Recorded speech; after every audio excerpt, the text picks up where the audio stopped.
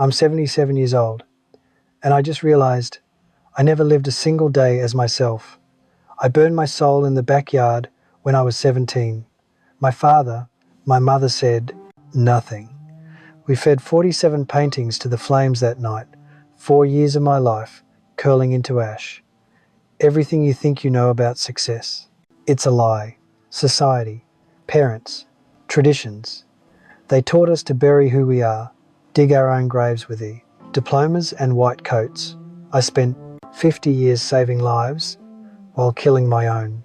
My father died 2 years ago. He left me a letter, and now it's too late. We lived in Connecticut, a white colonial house with black shutters, the kind of house where doctors lived, where success lived. My father was Zet, Dr. William Morrison, the doctor, chief of cardiology, the man who never smiled in photographs. I was 13 when I first smelled oil paint. Art class. Mr. Kress, Chen's room on the 3rd floor. The windows faced west, and every afternoon, the light would pour in like liquid gold. I remember the exact moment I mixed cadmium yellow with burnt, dragged the brush across canvas, and something inside me woke up. Mr. Chen stood behind me, silent, watching. "You have a gift, Rich," he finally said. "Don't let anyone kill it." I didn't understand what he meant. Not then. I started staying after school, painting while other kids played baseball. My hands would cramp, my clothes would stain. But for those 2 hours, every day, I wasn't Richard Morrison, son of doctor. I was just Rich, the kid who could turn a blank canvas into a world. At home, I hid my paintings under the light. My father's footsteps on the Lord. Stairs, those heavy, deliberate steps in Italian leather shoes, they sounded like a countdown. Every night at 6:47 p.m., I'd shove the canvases deeper, wipe the paint off my fingers, pretend I'd been studying biology, because art wasn't serious. Art was for weekends, for people who didn't have potential. My father would open my door without knocking. "Studying?" "Yes." He'd nod, close the door, and I'd exhale. For 4 years, I lived 2 lives, the you, obedient pre-med student by, the artist in secret by night. Mr. Chen gave me a professional paint set for my 16th birthday. 56 colours, sable brushes, stretched canvases. He made me promise to apply to art, Rhode Island School of Design. You belong there. "Rich," I laughed, "my father would never." "Your father doesn't have to live your life, but he did. That was the problem." Spring 1966. I was 17. The letter came on a Tuesday, thick envelope, RISD logo embossed in the corner. My hands shook. As I opened it, "We are pleased to inform you that you have been accepted." I held that letter like it was a passport to another life. For exactly 10 minutes, I was the person I was else. I could see it alive. Studio apartment in New York, paint-stained floors, my work in galleries, people standing in front of my paintings, feeling, I could smell the mask, turpentine, taste the freedom. I ran downstairs. My mother was in the kitchen, cutting vegetables. The knife made precise, rhythmic sounds against the cutting board. "Mum, I got in. Rhode Island School of Design, full scholarship." The knife stopped. She didn't look up. "Your father will be home at 6. We'll discuss it then." That silence, that 4-hour silence, it felt like drowning in slow motion. Dinner, pot, mashed potatoes, the smell of rosemary. My father sat at the head of the table, cutting his meat with surgical woe. I slid the letter across the pose. He glanced at it, didn't pick it up. "Art school," he said. Not a question, a diagnosis. "Dad, it's one of the best. You want to waste your brain on painting?" He set down his fork. "We don't raise dreamers in this family, Richard. We raise leaders, doctors, people who matter. Artists matter. Artists starve." His voice didn't rise. It never did. That's what made it worse. "You have a 4 gigapascals, perfect SAT scores. Harvard wants you. Johns Hopkins wants you. And you want to throw that away for art? My mother was silent, pushing peas around her plate. Mum, I looked at her, desperate. Say something. She glanced at my father, then at me. Yomidi, father knows best. Honey, that was it. 6 words. And I knew I'd lost.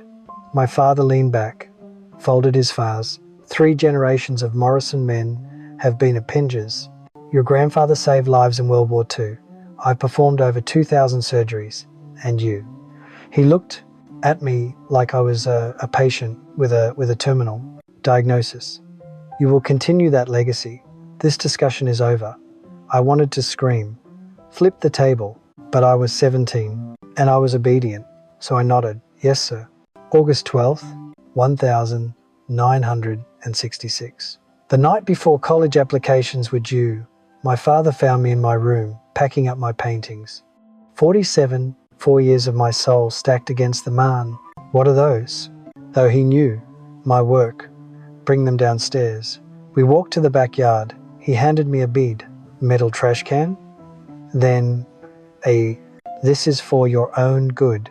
I stood there, holding that lighter. The sun was setting. Everything was orange and purple, the colors I loved. I lit the first painting, A. I watched my own face curl and blacken and disappear into smoke. Then the next, and the next. My father stood beside Bayer, hands in his ears, watching. My mother watched from the kitchen window, then closed the curtains. 47 paintings. It took 37. That fall, I didn't just burn canvas and oil paint, I burned Rich, the real one.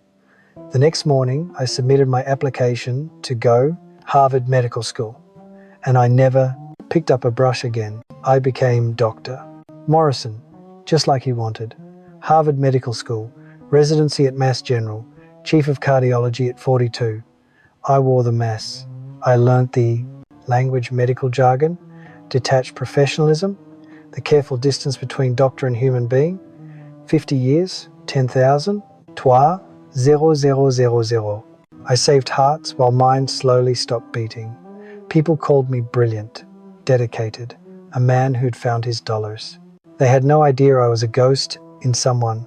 I'd walk through hospital corridors and see paintings on the walls, cheap prints, corporate art, and feel this ache, like phantom bush, something missing that I couldn't name. At night, when everyone was asleep, I'd sit at the kitchen table with a pencil and sketch on napkins. Hands, faces, the old view from our bedroom window. Then, I'd throw them away before sunrise. My wife found one once, a drawing of her reading by lamplight. I didn't know you could draw, she died. I can't, just doodling. She looked at me for a long moment, then asked the question I'd been avoiding for 30 years. Do you even like your job? I smiled. The smile I'd perfected. The one that said, everything is fine. Of course I do. She never asked. Again. November 2023. My father, 96 years old, in the ICU. His heart failing. The irony wasn't lost on me. I sat beside his bed, this man who'd shaped my entire existence. We'd worked together for 20 years at the same hospital, attended the same conferences, published papers with both Paul, but we never, not really, we just followed the script. His eyes opened. He saw me. And for the first time in my cyst, I saw something I'd never regret. He tried to speak. Couldn't. His mouth formed words that wouldn't come. He reached for my lead, squeezed. 3 times. I didn't know what it meant. He died 6 hours later. 2 weeks after the funeral, his lawyer called. Your father left specific instructions. This is to be given to you alone. A sealed envelope. My name in his handwriting, still steady, still, even at. I sat in my car in the parking lot, opened it. Dear Richard, I'm writing this because I was never brave enough to say it to your parking. I saw it every single day. The sadness in your eyes when you put on that white coat, the way you'd stare at paintings in the hallway, the sketches you thought I didn't to find in the trash. I told myself I was there, protecting you, that I was saving you from a life of struggle and disappointment.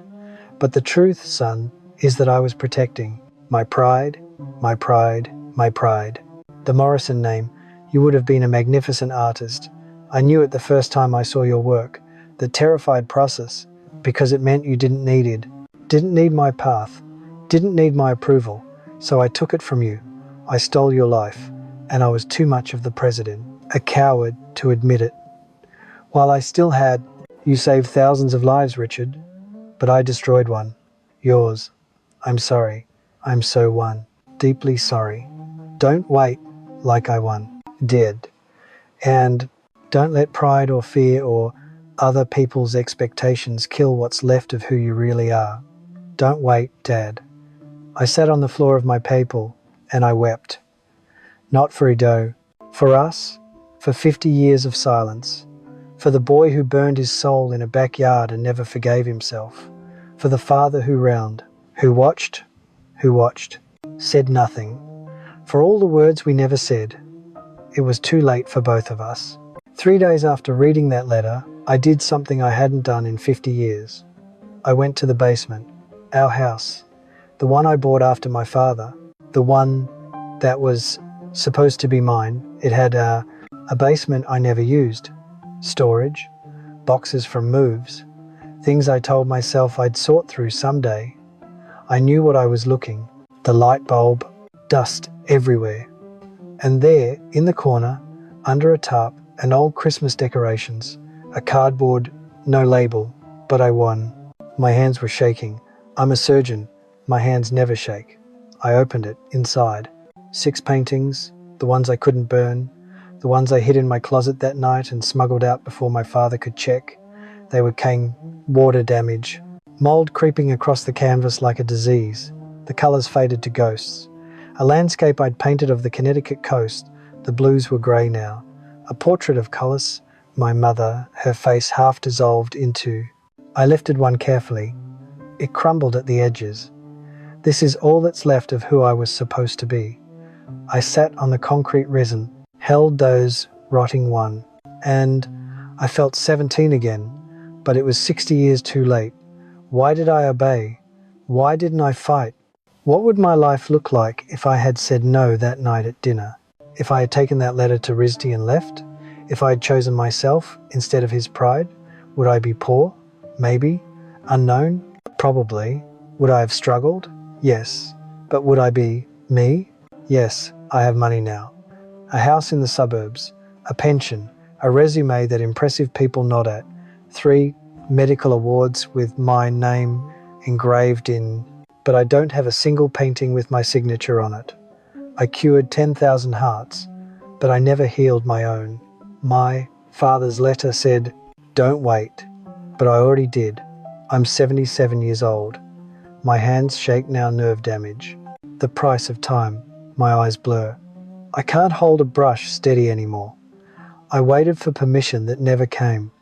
I waited for my father to say, in a letter, after he was dead. And now I'm out of time. The saddest part isn't that I never became an artist. The saddest part is that I don't even know who Rich Morrison was supposed to be. I buried him so deep, so young, that I can't find him anymore. All I have left are 6 rotting paintings. And a lifetime of what if you're listening to this and you're living someone else's dream. If you're in a job you hate because your parents wanted it, because society expected, because you were afraid of disappointing people who will die before you do. If you're waiting for the right time to be yourself, stop today, not tomorrow, not next year, not when you retire, today. Your parents will forgive you, or they won't. But you have to forgive yourself. And you, 9, can't do that if you're living their life instead of. Don't wait for a deathbed letter. Don't wait until your hands shake and your dreams rot in a basement and all you have left is regret. I'm 77. I bought a small canvas, 9 by 12 inches, a set of cheap acrylic paints from the craft store, brushes that cost $4. I set it up in my kitchen. The light's not as good as Mr. Chen's classroom. My lines are shaky, my colours bleed. I can barely hold the brush for more than 10 minutes before my hand cramps. But it's mine. I'll never be the artist I was supposed to be. I know that. That ship sailed 60 years ago, burning in a backyard in Connecticut. But I can die trying to remember him. The boy who mixed paint and felt alive. What's the one thing you buried? Dig it up. Not someday. Now. Not when it's convenient. Not when you have permission. Because I promise you, the people you're trying to please, they're not living with your regret. You are. My father's last words in that letter. Don't let anyone steal your soul. I let him. I let them. I let myself. You still have dollars. I don't. Don't become, I'm Dr. Richard Morrison. I saved 10,000 lives. But I never saved my own.